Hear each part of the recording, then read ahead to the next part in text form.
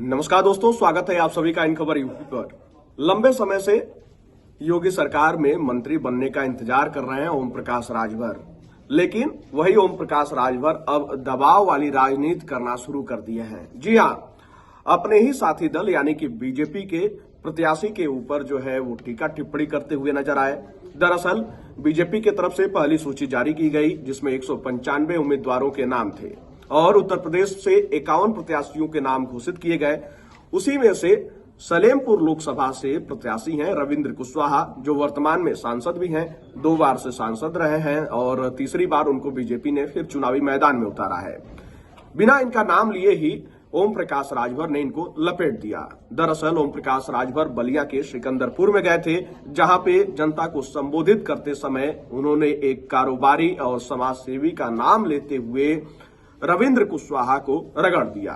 उन्होंने कहा कि जो लोग सत्ता में हैं, सत्ता में रहते हुए तो कुछ नहीं कर पाए, और यही इसी जमीन पर, इसी धरती से कई ऐसे लोग हैं, समाज सेवी हैं, जो न सत्ता में हैं न ही राजनीति में हैं, लेकिन वो समाज के लिए बहुत कुछ कर गए।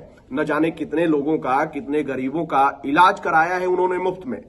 जरा अभी सुनिए कि ओम प्रकाश राजभर ने क्या कुछ कहा है। साथी बता रहे विरोधियों के विषय में क्या कहें। सत्ता में रहते हुए कुछ करने की हिम्मत तो है नहीं। इसी धरती पर एक नेता, आपने देखा होगा कि गरीबों के बीच में घूम घूम करके, गरीबों के चाहे ऑपरेशन का सवाल हो, चाहे इलाज का सवाल हो, बिना सदन में गए ही लाखों गरीबों का इस धरती पर इलाज कराने का काम किया। बोलो कराया कि नहीं कराया? उसका नाम राजेश सिंह दयाल है कि नहीं? बोलो कराया कि नहीं कराया? बिना सत्ता में गए वो व्यक्ति की मंशा थी कि ओम प्रकाश राजभर के साथ कंधे से कंधा मिलाकर जो ये गरीबों की लड़ाई लड़ता है, हम सत्ता से जो होगा वो होगा, बिना सत्ता के भी हम अपनी ताकत इन गरीबों के बीच में इनके कल्याण के लिए लगाने का काम करूंगा। तो सुना आपने कि ओम प्रकाश राजभर ने क्या कुछ कहा है और किस तरीके से बिना नाम लिए ही जो है यहाँ पे बीजेपी से उम्मीदवार रविंद्र कुशवाहा को सुनाते हुए नजर आ रहे हैं। दरअसल मामला कुछ ऐसा है कि जब रविंद्र कुशवाहा सदन में अपने ही दर्द को बयां कर रहे थे, उसी बात को यहाँ पे ओम प्रकाश राजभर ने टारगेट किया है। रविंद्र कुशवाहा ने सदन में बोलते हुए कहा था कि बड़ा विडंबना है साहब, ये मेरा दुख दर्द है, और दुख दर्द ऐसा है कि मेरे घर के सामने ही 20 सालों से एक पानी की टंकी बनी हुई है, लेकिन उस टंकी के पानी में पानी नहीं आता है साहब। और हमारे पिताजी खुद जो है 4 बार के सांसद और मैं 2 बार से सांसद हूं, और मैं दिशा का अध्यक्ष भी हूं, लेकिन उस टंकी में पानी नहीं ला पा रहा हूं। जरा अभी सुनिए कि उन्होंने क्या कहा था।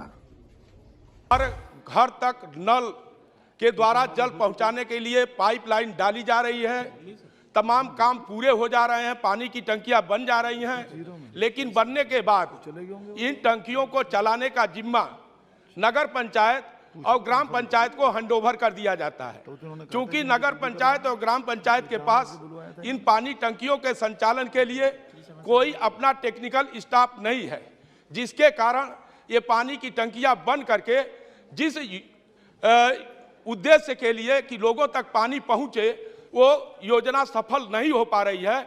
और मैं व्यक्तिगत अपना कारण भी कहना चाहता हूं। इसी सदन में मेरे पिताजी 4 बार सांसद थे, और माननीय सभापति जी और हमारे घर के जज सामने पानी की टंकी आज 20 साल से बनी है, लेकिन एक बूंद पानी आज तक उस पानी की टंकी से सप्लाई नहीं हुआ। इसलिए हमारी ये व्यक्तिगत पीड़ा है। हम दूसरी बार सांसद हैं, मेरे पिताजी 4 बार सांसद थे, लेकिन हम अपने ही घर के सामने की पानी की टंकी को चालू नहीं करा पा रहे हैं।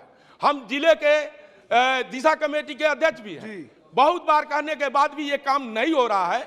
इसलिए सदन के माध्यम से मैं ये बात कहना चाहता हूं कि ये नगर पंचायत और ग्राम पंचायत में जो पानी की टंकियां बन रही हैं, उनको चलाने के लिए टेक्निकल स्टाफ की भर्ती किया जाए, और नहीं तो जिस योजना को लेकर प्रधानमंत्री जी श्री आशान्वित हैं, वो काम पूरा नहीं हो पा रहा है। तो सुना आपने कि किस तरीके से रविंद्र कुशवाहा ने सदन के भीतर अपना दर्द बयां किया था, और इसी बात को लेकर जो है ओम प्रकाश राजभर रविंद्र कुशवाहा को लपेटते हुए नजर आ रहे हैं। अब देखना होगा कि ओम प्रकाश राजभर के इन बातों का प्रभाव कितना पड़ता है। लेकिन ओम प्रकाश राजभर जिस तरीके से अपने ही साथी यानी कि बीजेपी के प्रत्याशी के ऊपर टीका टिप्पणी कर रहे हैं, ठीक इससे साफ नजर आता है कि ओम प्रकाश राजभर दबाव वाली राजनीति भी कर रहे हैं कि भैया मंत्रिमंडल का विस्तार जल्दी कीजिए, नहीं तो बहुत कुछ हो सकता है। खैर, उत्तर प्रदेश में मंत्रिमंडल विस्तार की चर्चाएं तेज हैं और ओम प्रकाश राजभर लगातार इस बात को कहते आते हैं कि मंत्रिमंडल विस्तार होगा तो सबसे पहला नाम मेरा होगा, क्योंकि जो लिस्ट तैयार की गई है उस लिस्ट में सबसे ऊपर मेरा ही नाम है। खैर, इंतजार करते हैं, समय जो है इसका जवाब देगा। लेकिन आप सब क्या सोचते हैं, आपकी क्या राय है? आप अपनी राय हमें कमेंट बॉक्स में जरूर बताइएगा।